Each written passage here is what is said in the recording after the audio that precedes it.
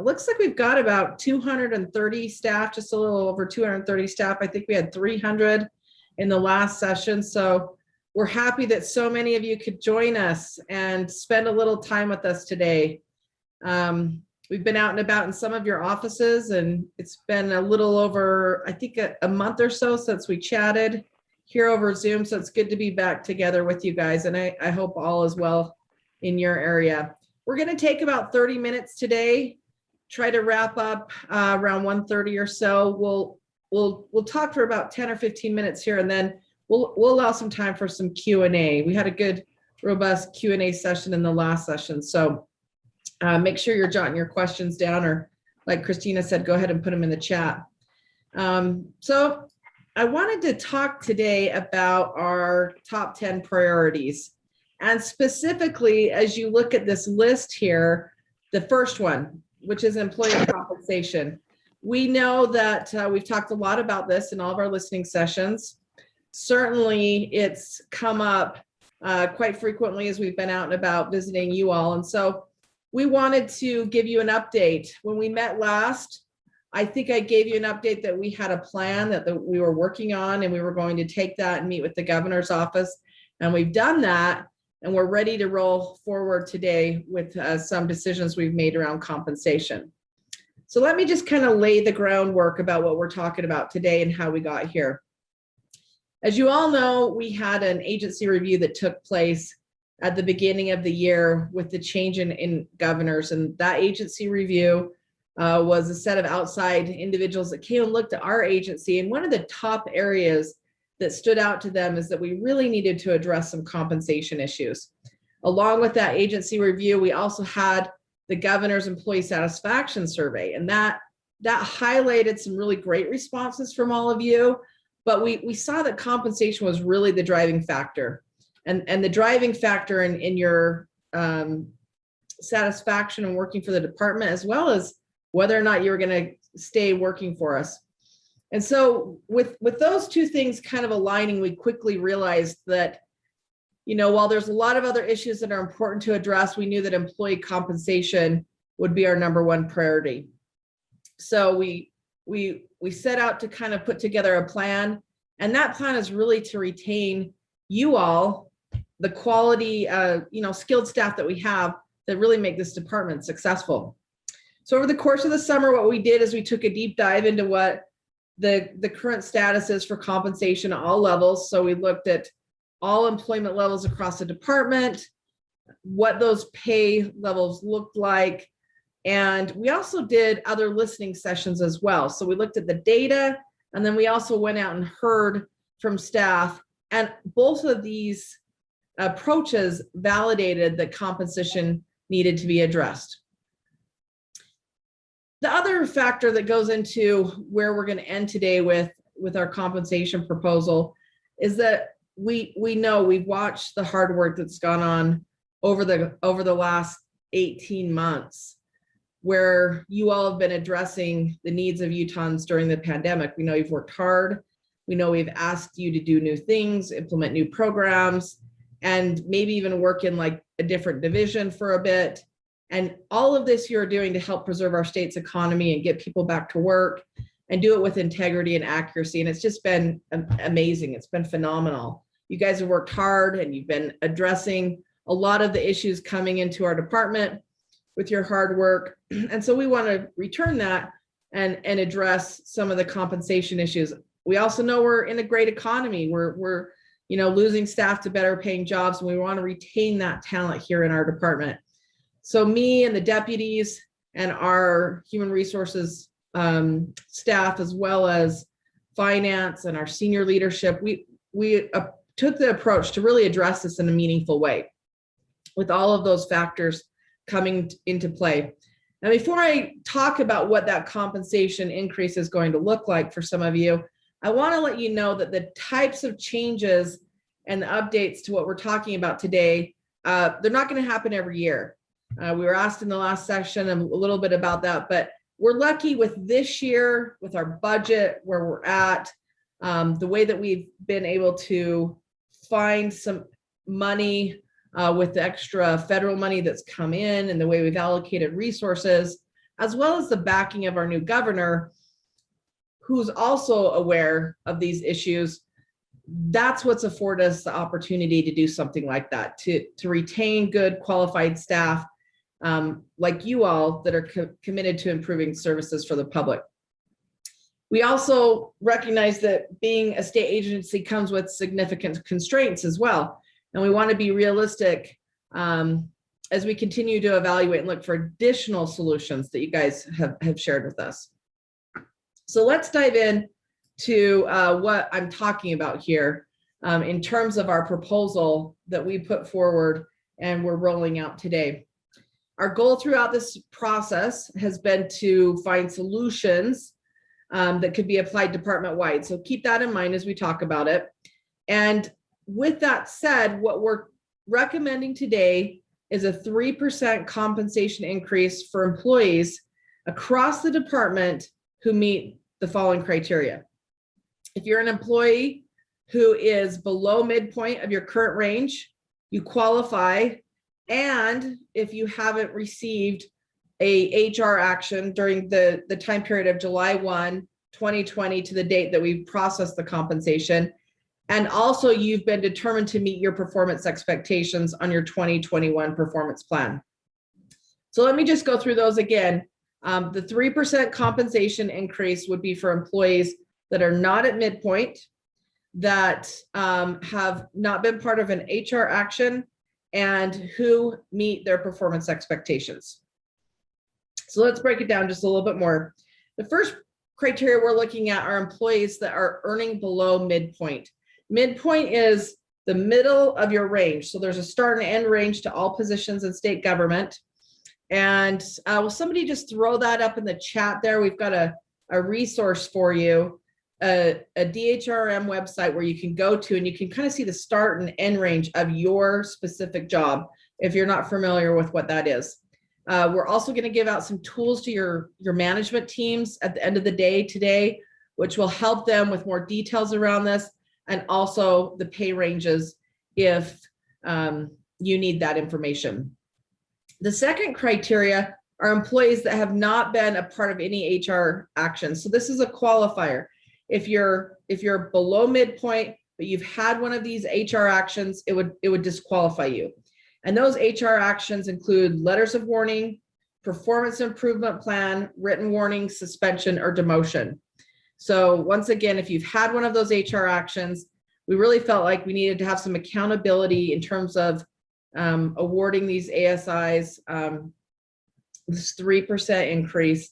And so you would not qualify. The other qualifier is whether or not you've met your performance plan for this last year, for the 2021 performance plan year. So those are the qualifiers. And if you have questions about whether or not you fit into those categories, we would suggest that you sit down with your supervisor and they can talk you through that. Now, the really cool thing is that we expect that nearly about 1,400 employees in our department will qualify for this. And we're busy starting to process everything right now. It's going to go, these 3% increases are going to go into effect on this Sunday, so October 3rd. And it will take some time for all of the paperwork and all the actions to get approved and put into the system. So you should see the pay raise on your last paycheck in October or the first paycheck in November, which will go back to October 3rd. It's really just an incredible opportunity for us that we can do this level of salary increases. I don't think it's ever been done before in the department. And as I mentioned before, it does impact about 1,400 staff based on our early analysis. It's well-deserved. You guys have deserved it. I wish we could do more. This is what we can budget, but you guys have just done incredible work over the last year. The governor recognizes it. We have his support in this approach. And we also know that it's addressing a lot of the issues that have come up in our agency review, as well as the survey and our listening sessions that we've had with you. It's also something that I felt strongly I wanted to champion for, as I heard overwhelmingly how constrained a lot of you were with the compensation levels. And I know it doesn't address all of our issues, but it gets us to some of our compensation issues, and it's a really great start. I know that we're drawing a line in the sand at midpoint, and there'll be some that will just be barely above that by cents, and they may not qualify. And I understand that. And it doesn't mean that you won't qualify in the future. It just means with this round of compensation increases, you don't qualify.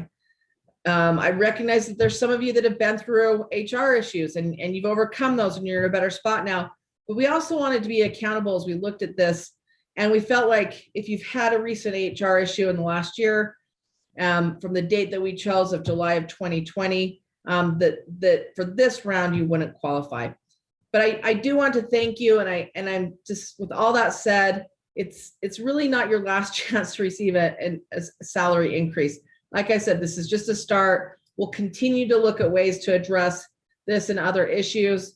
And I'm just really excited to be able to start to address some of the compensation issues.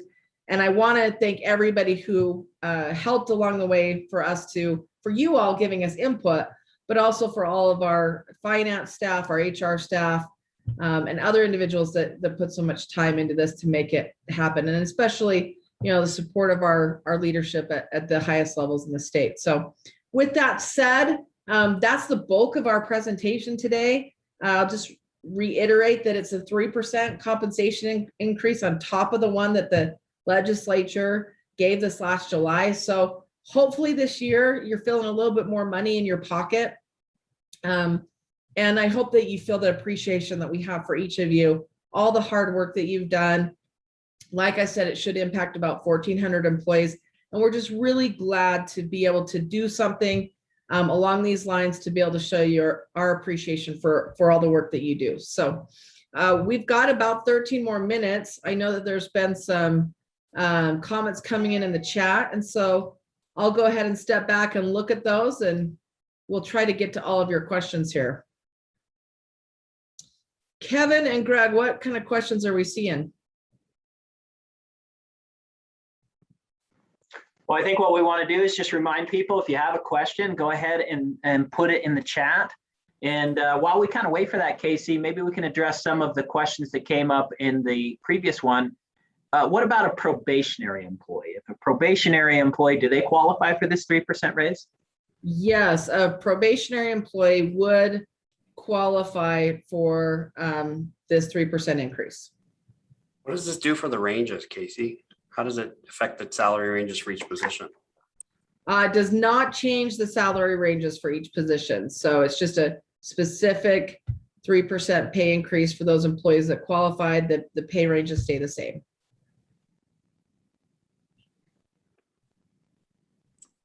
And again, if you have questions, feel free to put them into the chat.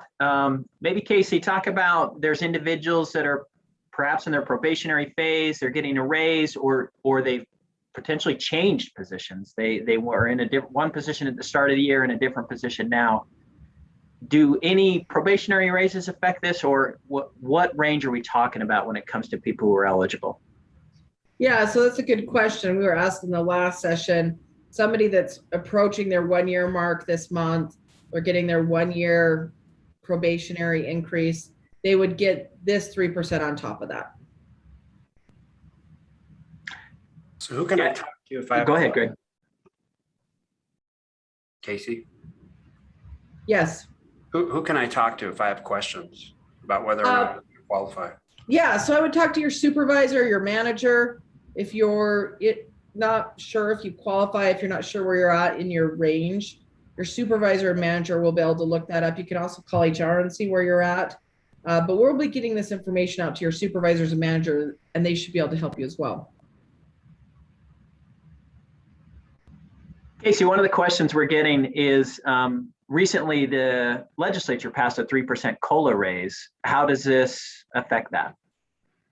So that went into effect last summer. This is on top of that. So if you meet the same criteria, you're below midpoint, no HR actions, and you met your performance plan, you would get the 3% on top of what the legislature did. So Casey, in the past, some of our department language, our staff might be familiar with the term ASI. Is this different than an ASI? So administrative salary increase is essentially how you process the pay increase or the compensation increase. That's what an administrative salary increase stands for. So this would go through in a similar manner. We're essentially putting you in for a 3% administrative salary increase if you meet this criteria.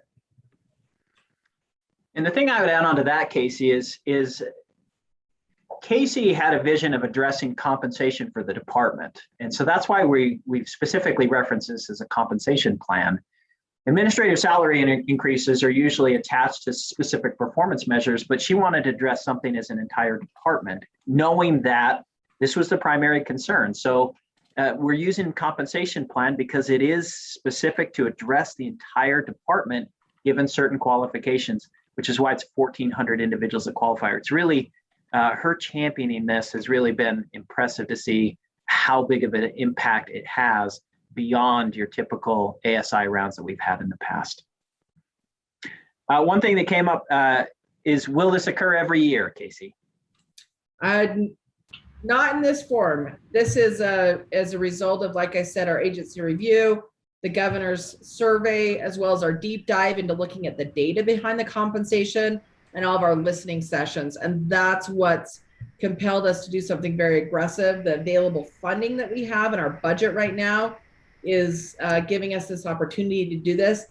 Anything outside of what the legislature does for our department, we have to have budget for it, and we have to use our resources in a way that allows us to do something like this. So like I said, this is unheard of. We haven't done this before in the department at this level with this many raises.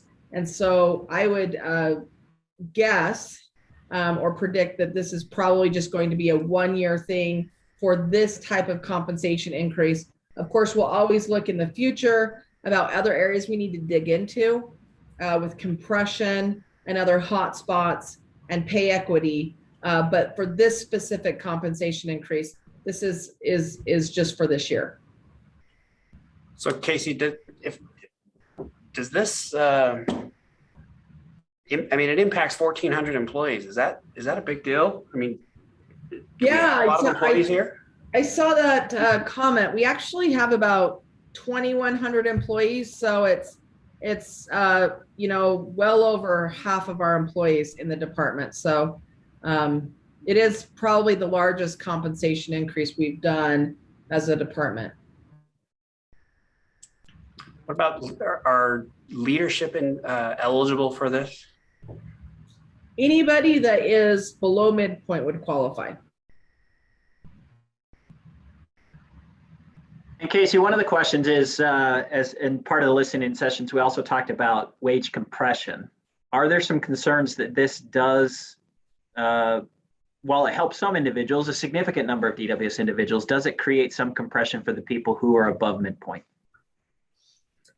You know, I can see that concern. I think that if you're at midpoint in your pay range, as we looked at those, we felt like with the tenure and with the salary, when people are at or above midpoint, it's a pretty good salary. What we're trying to do is address the other compensation issues where we have people so far below midpoint, where we are struggling to retain good talent, and where this is, you know, just a broader compensation issue for a bulk of our employees across the department.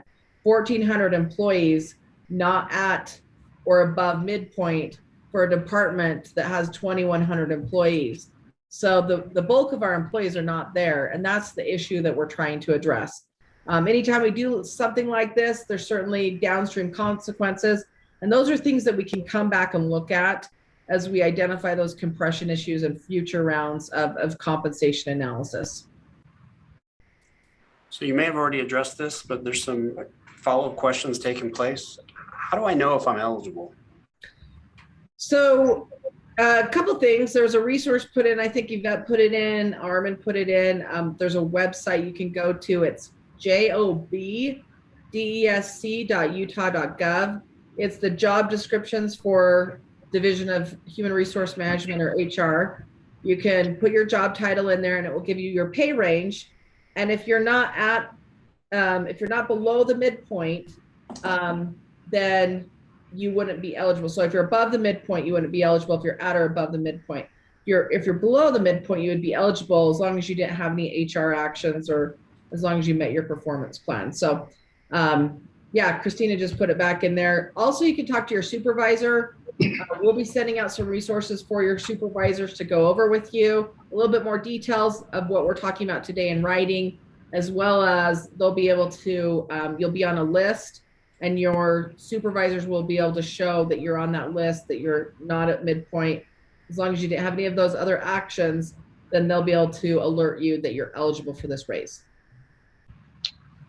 Hey, one question that was missed that was further up was just a clarifying on the criteria for number 3. If someone maybe didn't meet a goal, but does in their performance plan, but does meet overall expectations, would they still be eligible if they met overall, but maybe missed a goal or here and there? Can you restate that, Nate? I'm not sure I understand what you're saying. So how it's worded correctly here, number 3, it says individual measures. Does that mean someone who didn't meet one goal, but maybe met expectations overall would not qualify?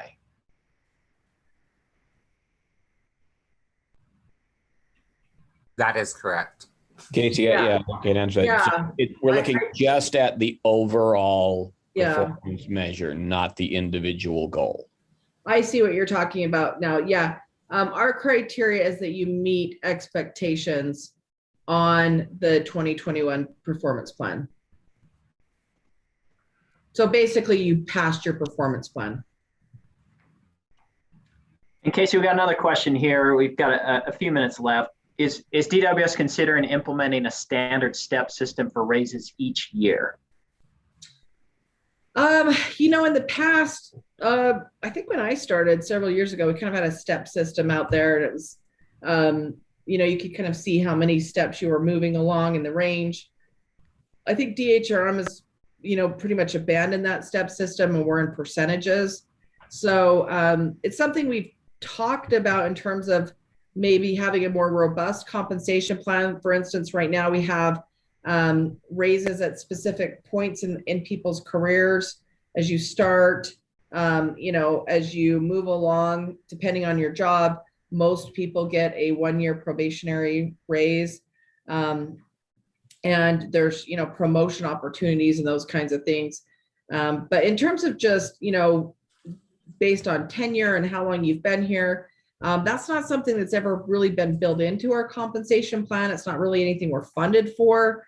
And that's why we have to look at our budget each year and really work with the governor's office. And the governor usually puts something in his budget. So be paying attention to that for the legislature to pass that is funded.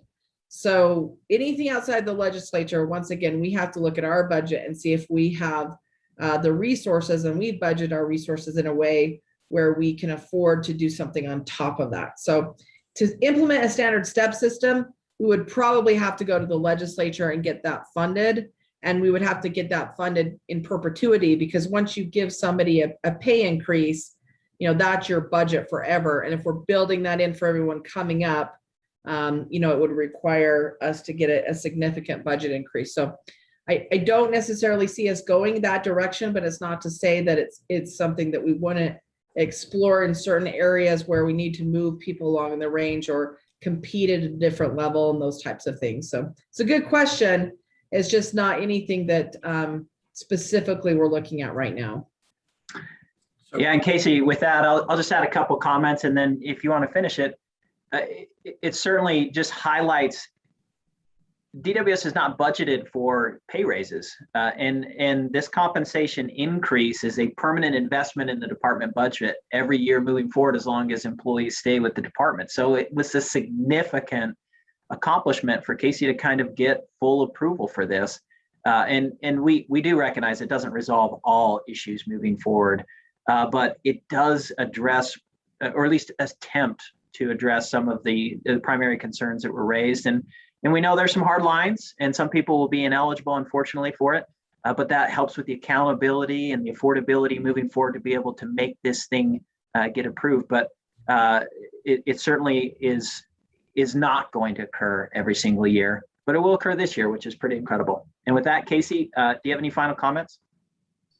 I just want to say thank you. I know it's been a really long, couple of years for some of us. And when I came on, this was my commitment to you guys that I tackle something like this. It's certainly, we've approached it in a meaningful way, in a methodical way, a data-driven way, but also taking your voices into consideration, the survey data, the information that you all put in with the agency review. And so I think all of those things really are robust enough that we needed to do something. And it's just great that we have the budget to be able to do something like this year. So I hope that you all will, thank your leadership. They've been really supportive of champions of this, and, a huge shout out to the governor for his support as well. But just wanted to give you guys something. I know you've worked hard.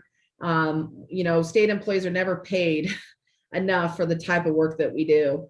And I know you guys work hard and you care about our customers, you care about each other. And so it's just great to be able to give you a little something. So just thank you for me, for all that you guys do. And it's just it's an honor to be able to serve and work with you guys.